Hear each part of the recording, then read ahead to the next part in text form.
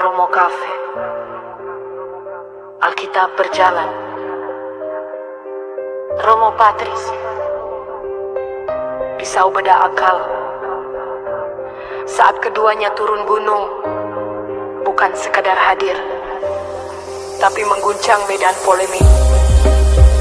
Teks dibuka, logika dibedah. Yang biasa lantang di permukaan mulai goyah di kedalaman. Yang biasa yakin tanpa diuji mendadak kelabakan saat ditanya. Argumen berputar, kehilangan arah. Jawaban kabur, tak lagi utuh. Bukan karena diserang, tapi karena kebenaran datang tanpa kompromi. Dan saat sunyi itu jatuh, terlihat jelas siapa berdiri di atas batu dan siapa hanya berdiri di atas kebiasaan.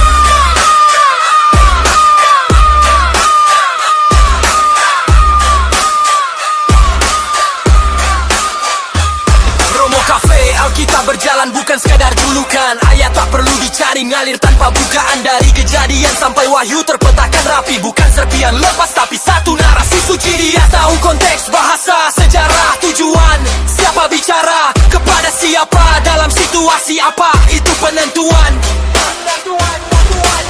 Satu ayat diuji seluruh kitab. Kalau tak selaras tafsir itu wajib ditata.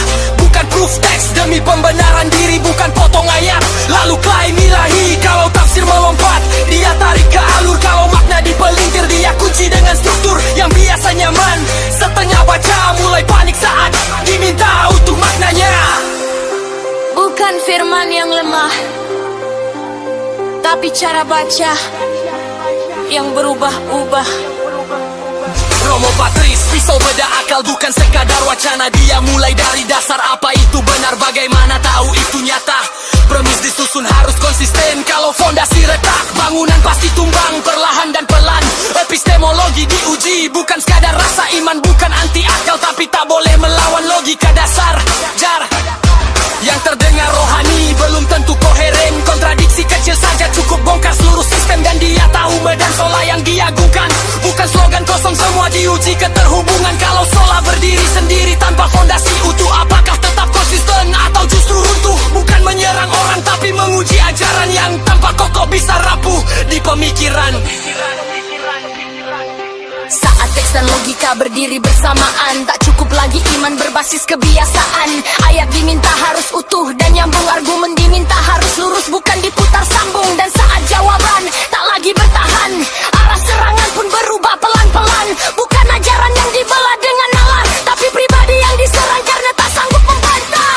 Ketika kalah diskusi, yang dibidik bukan isi tapi figur. Bukan bantah makna, tapi lempar tuduh agar kabur. Itulah tanda argumen telah habis saat substansi ditinggal emosi yang menangis. Yang satu jaga teks, yang satu uji dasar, yang satu kunci makna, yang satu pastikan benar. Saat keduanya berdiri berdampingan, kebenaran tak lagi bisa dihindarkan. Bukan cari tepuk tangan, bukan butuh validasi manusia. Karena kebenaran tak lahir dari suara ramai dan tak mati karena penolakan.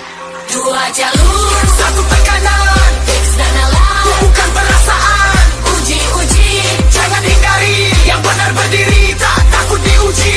kalau benar, Takut diuji, kalau rapuh. pasti runtuh sendiri. Teks dan nalar, Harus menyatu, bukan sekadar rasa tapi kebenaran itu. dua jalur, Satu tekanan, teks dan nalar. bukan perasaan. Uji-uji, Jangan hindari, yang benar berdiri, tak takut diuji.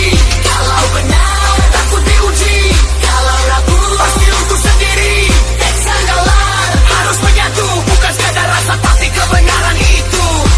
Akibat tanpa pemahaman jadi liar, akal tanpa kebenaran jadi tersesat dan berputar.